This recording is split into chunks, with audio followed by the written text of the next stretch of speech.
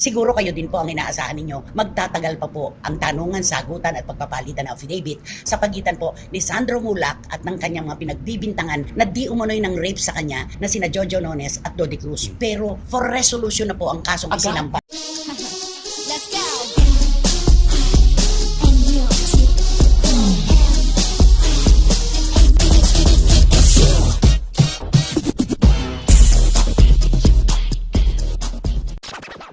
Gugulat na lang tayo. Ito yung mga kwento na isinasara ang mga tanong mo. At Sinasara saka, ang mga tanong mo. wala pa na talagang naililihim ng habang panahon. Ayun ang Lumalabas ang katotohanan, di ba? Takpan mo man ang pagka-higpitig-pitig nga ang bote ng bagoong. Ay, di ba? mangangamoy at Mangangamoy at lalantad pa rin ang tunay na katotohanan talaga. Alam niyo pa mga kachika, tulad ng aming inaasahan, siguro kayo din po ang inaasahan ninyo, magtatagal pa po ang tanungan, sagutan at pagpapalitan ng affidavit sa pagitan po ni Sandro Mulak at ng kanyang mga pinagbibintangan na di umano'y ng rape sa kanya na sina Jojo Nones at Dodi Cruz. Pero nakagugulat. Inaasahan mo, matagal pa. Oo, kasi di ba sa mga ganyang kaso, kasi ang haba at malalim na pag-aaral ang kailangan dyan. Oo. Ni hindi yata nakarating ng rejoinder. Ay. Alam niyo po ba ang nalaman namin? For resolution na po ang kasong Agad? isinampa. Oo, Lisandro. At talagang sa lalong madaling panahon ay malalaman na natin kung ano kinalabasan ng paglilitis tungkol sa kaso. Aba, So wala nang ito, sagutan ng depensa. Wala. Hindi, nag-ano lang sila, counter. Nag-counter Una, lang. nagsampa ng kaso si Sandro. Oo. Nag-counter affidavit sina Jojo Nones at saka si Dode. Sanay ako kasi Dode. Si Dode. Hindi ko siya sanay na tawagin ng Si Richard. Richard. Mas madalas kong marinig yung Dode Cruz. Sumagot sila na yun nga yung pagkakataon na counter affidavit dapat wala na rin sa DOJ si Sandro. Pero bakit nagpunta pa rin siya, di ba? Kaya nakita natin yung umalma pa siya na Oo, may parang mga galit eksena na ganon. galit siya. Oo, galit kaya pinaghiwalay sila para walang komosyon, di ba? Pero ang bilis, resolution kaagad. Bakit ganun? Hindi ko alam ba't hindi na sinagot nung kampo ni Sandro yung counter affidavit ni na Jojo at saka ni Dode. Na dapat sana ganon. Meron kasi dapat. meron pa siyang gustong patunayan, Oo, di ba? hanggang sa rejoinder Oo, bago yun. ang resolusyon. Baka Diba? mabilis yata. Ang bilis. Bakit ganun? Pagka hindi na sumagot pala yung depensa, hindi na. For resolution na yun. For resolution Kasi na di ba tinatanong naman, Oo. so okay na ba? So for resolution na ito. Ang nagtataka lang ako, kung yung kinalabasan ng medical legal ay bibigyan ng matinding timbang ng DOJ, aba Wala. andun si Dode at saka si Jojo sa premiso na walang kasalanan. nangyari. Walang nagawang Diba? kasalanan. Oo. Ganun ba yun? Kasi medical legal yan eh. Ay, oo, yun. Na walang anumang nakitang, sabihin na natin, yung salitang laserasyon. Wala. Dito sa bibig at dito sa kanyang Oo. ibaba. At negatibo Sa sa droga. droga. Oo. Diba? Kasi di ba pagka yung tawag doon, yung medical legal, di ba mayroong na iba na hinahalukay muna yung tapos medical legal ulit, di ba? Parang Sige, mga tsaka ganun. talagang ganon, kapag nagkaroon ng kaso, sa anumang paraan, kaya ikaw yung nadehado at ikaw yung yamado, medical legal ang pinupuntahan natin. Ayun. Ganun lagi. Kaya Nakakaloka nakakapagtaka. Nakakapagtaka na ang bilis for resolution kagad. Para mas matagal pang pinag-usapan ito sa Senado. Oo nga. Eto na nga.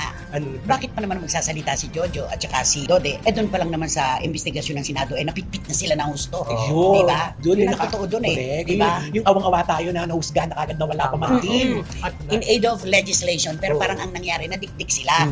Siyempre, ayaw nilang magsalita dahil yun ay magagamit laban sa kanila. Yeah. Kaya nung magpunta naman sila sa DOJ para sagutin yung kasong isinampa ni Sandro, nilabas naman nila yung kanilang panig. Doon pa lamang narinig ng publiko ang kanilang panig. At saka Diba? parang naisip ko tuloy na, kaya pala hindi nagsasalita yung dalawa, kasi ito na nagsalita ng medical legal. Mm-mm. Di ba parang ano pa? At saka na-imbestigahan na sila sa Senado na parang ang lumalabas 80-20. Ay, oo. Di ba? Oo, diba? Parang Oo. gano'n. Pero hindi pa po naman ito ang katapusan. Kung sakali at ano man ang maganap, kung yan kung kaso na ito ni na Dode at Jojo ay makikitaan din naman ng butas ng DOJ, ito po ay resolution pa lamang. Mahaba pa po ang tatakbuhin nito bago tayo dumating sa punto ng promulgation. Ito yung ayun. promulgasyon. Okay. Ito yung pinakahuli. Oo. Kapag sila ay Ito yung hatol na tawag. nag-apila na sila sa sa CA pa, Oo. nag-apila pa sa Supreme Court. Ay, Mahabang salaysay pa po ito. Pero sana dito sa DOJ, ano nga kaya ang kalalabasan? Sino kaya ang bibigyan ng mas matinding timbang ng DOJ dito? Oo. Yung mga sinabing akusasyon ni Sandro o yung sagot ni Dode at Jojo? Oo. Di ba? Na pwede rin sanang magkaayos. Di Tama. ba? Na pwede, Pwede dito? rin sana. Oo, pwede rin sana Pwede rin magkaayos. sana. Pero kung ganyan na,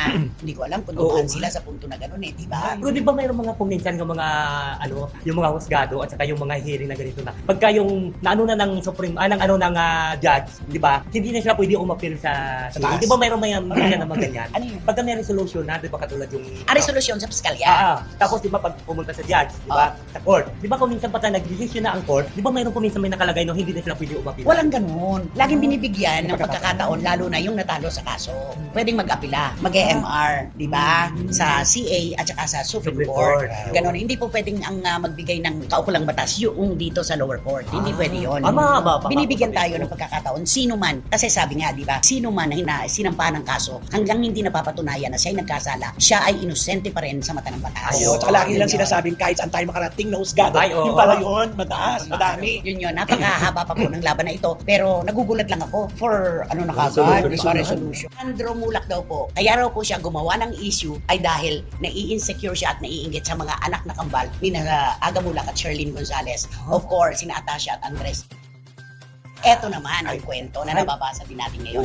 At talagang ito'y pinagkukwentuhan. Si Sandro Mulak daw po, kaya gumawa ng issue. Eto po, eksakto. Kaya raw po siya gumawa ng issue ay dahil nai-insecure siya at naiinggit sa mga anak na kambal ni Aga Mulak at Sherlyn Gonzalez. Of course, sina Atasha at Andres. Darating ba sa puntong ganun si Sandro? Naku, parang napaka-ano na ito ha. Ito na yung personal na. Oo, napaka-personal na ito at parang napaka-babaw naman. Ay, oo, kababaw na dahilan. Mag-iimbento ka ng isang napakalaking issue dahil lang sa naiinggit ka sa mga pinsan mo. Pero hindi natin maiiwasan kasi yung mga nag-iisip na iba, hindi natin saklaw kasi ang iniisip nila, diba? Lalo na ngayon, ang kaso parang, alam mo yung lumalabnaw. Oo. At saka nung lumabas yung issue na ito, nagkaroon ka agad ng comparison nito sa kambal na siguro gumawa ng issue na dahil siyempre, tignan naman yung anak ni Aga. Pero hindi naman siguro darating sa point na gano'n si Sandro.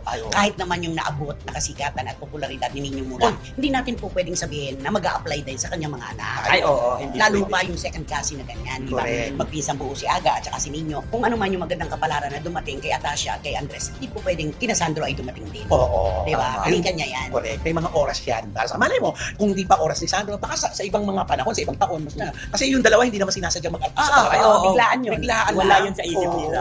Malay natin si Sandro, baka may nakalaan din naman na pagkakataon para sa kanya. Ayun. Yun lang naman yun.